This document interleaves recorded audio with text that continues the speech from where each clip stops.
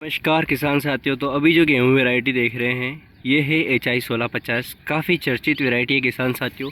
मात्र 115 से 122 दिन की अवस्था में पककर तैयार होने वाला शानदार गेहूं वैरायटी है। 5 पानी में भी आपको बहुत शानदार उत्पादन आपको दे सकता है। किसान साथियों, किसी भी ज़मीन में किसी भी एरिया में आप इसको लगा सकते हैं और इसकी कटाई काफ़ी शानदार है। छटकने की कोई दिक्कत और शिकायत इसमें नहीं है। कोई भी फंगस और रोग प्रतिरोधक क्षमता भी काफ़ी शानदार है। हाइट इसकी 80 से 85 सेंटीमीटर तक की रहती है और उसी के चलते ये आड़ा नहीं गिरता।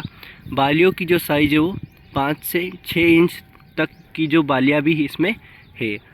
तो शुरू करते हैं। वैसे इसकी पूरी जानकारी मैं आपको इस वीडियो में दूंगा। तो फ़िलहाल बात करते हैं इसकी बुआई की। तो किसान साथियों, अक्टूबर एंड वीक या लास्ट वीक में या नवंबर फर्स्ट या सेकेंड वीक में आप इसकी बुआई आराम से कर सकते हैं किसान साथियों। और आप पलेवा करके भी बुआई कर सकते हैं और सूखे में भी बुआई कर सकते हैं। अगर सूखे में बुआई करते हैं तो इसकी जो बीज दर रखना है आपको प्रति बीघा, वो 20 किलो प्रति बीघा रखना होगा। और पलेवा करके बुआई करते हैं तो 25 किलो प्रति बीघा रखना होगा।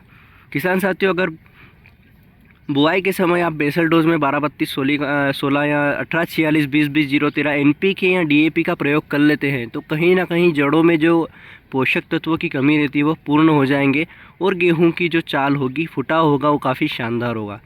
तो कहीं ना कहीं अगर जड़ से ही हम शुरू से अगर गेहूं का मैनेजमेंट करें तो हमको अच्छा उत्पादन मिल सकता है।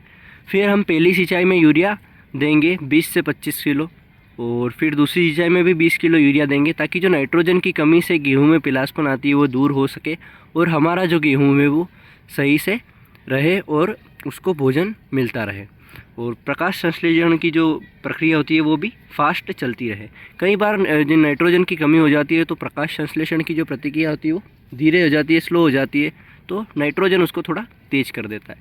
फिर किसान साथियों, फ्लैग लीफ जब आता है अपना तब ध्यान रखना होता है क्योंकि जितना फ्लैग लीफ ज़्यादा मोटा और लंबा होगा उतना शानदार अपनी बालियाँ होगी और उत्पादन भी होगा। तो उस समय अगर आपको इल्ली दिखे तो आपको स्प्रे करना है, नहीं तो नहीं करना है।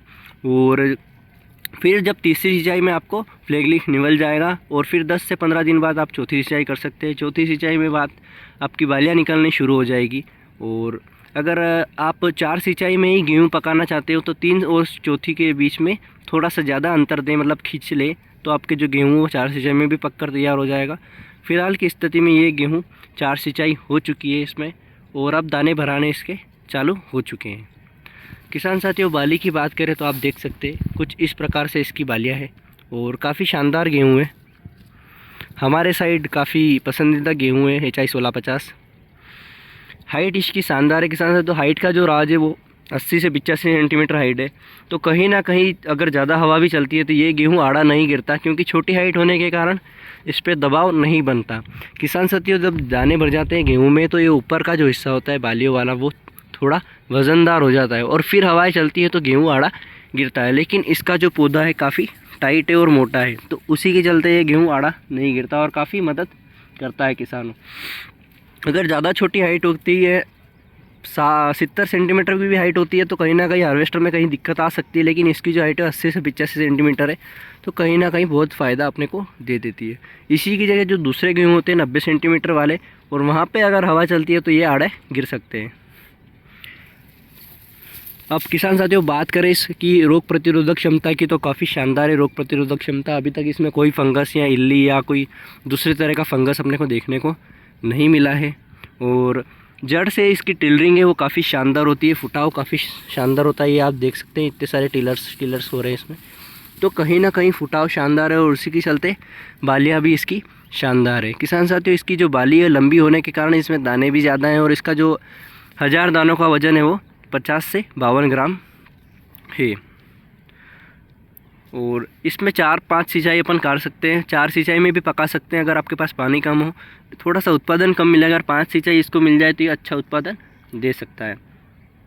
और छठी सिंचाई भी आप दे सकते हैं दाने भराने के पहले। किसान साथियों, दाने भराने के बाद हमें कोई सिंचाई नहीं करनी है क्योंकि दाने भराते वक्त अगर हम सिंचाई कर देते हैं तो वो हमारा प्लस पॉइंट हो जाता है। दाने भरते वक्त गेहूं को पानी की काफ़ी ज़रूरत होती है पौधे को, और अगर पानी नहीं मिलता तो वाटर स्ट्रेस के कारण जो बालियाँ होती है वो खाली रह जाती हैं या दाने बनते हैं लेकिन चावल जैसे रह जाते हैं या छोटे हो जाते हैं या काले पड़ जाते हैं। तो उसी के चलते अपने को जो सिंचाई होती है वो बालियाँ भरते वक्त कर देनी चाहिए।